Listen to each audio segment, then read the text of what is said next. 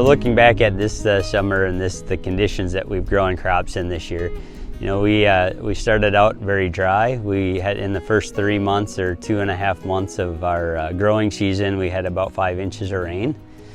So some of the few crop we have under irrigation, we spent quite a bit of time irrigating those.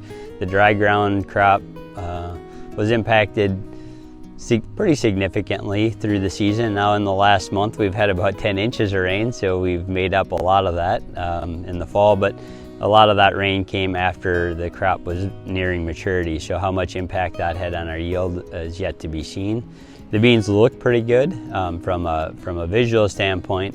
It just seems that the stressors have created some empty pods and maybe not as many pods as we would have expected. They grew and looked quite good through the year, but the expectation isn't real great for them as far as because of the stress they had with the lack of moisture.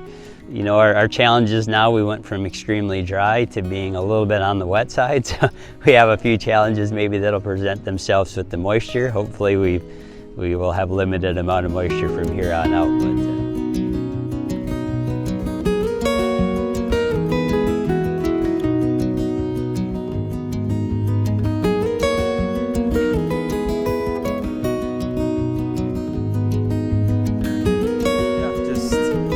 They're planted all on the same day. The beans are all planted the same day. Corn's planted all on the same day. And then they'll just watch, make sure that the maturity is right for the corn and or the beans. Yep. And so throughout the year we come out and check and see which corn comes up, you know, pops out of the ground, so they have emergence ratings they can put. And same way with the beans, you know, and then they'll check for disease, white mold, and do all the ratings. We'll have like probably 3 or 4 trainings out here for dealers and customers, and then we'll have like here in September we had a big plot tour out here for everybody. Yep. Not just my customers, but any customers that wanted to come. Yep. And then I have my customer appreciation. Yep. That night, then back out at the farm. Yep.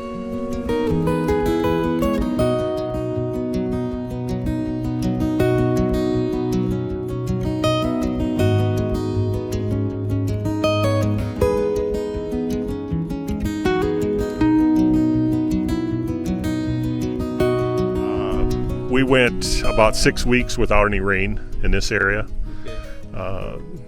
This field is a little heavier ground, so I think the beans will be a little better here than on some of our other ground.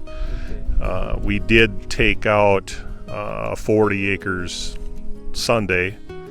They were yielding in the low 40s. I would expect these to be a little better, but they're still not close to what potential could be.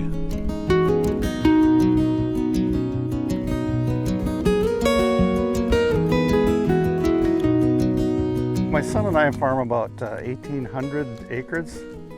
These are my earliest ones, so they're, like I said, I'm hoping by the end of the week there'll be time to go. Most of my beans will go to a crush plant in Brewster, Minnesota. Oh yeah. And the corn all stays, there's a feed mill about 3 miles from here. Okay. And it all goes to either dairy or hog feed.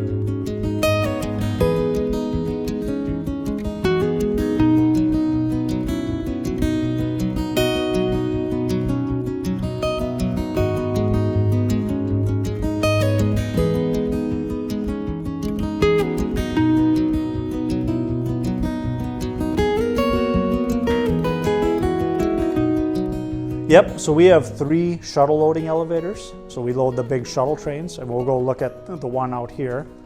And so Holloway, we load trains on the BNSF, Burlington Northern Santa Fe. Twin Brooks, which is in South Dakota, the same, Burlington Northern Santa Fe. But our facility in Appleton, we can load trains on the BN, the CP, Canadian Pacific, the Canadian National, the UP, the Union Pacific, and the Twin Cities and Western, and that is a short line railroad. Yep, and that goes right down to the cities. So that's really good for wheat markets, and so we dump all of our wheat in Appleton. But because of that TCW line hooking up down to the cities, then we can tap into the CP, CN, and the UP markets. So.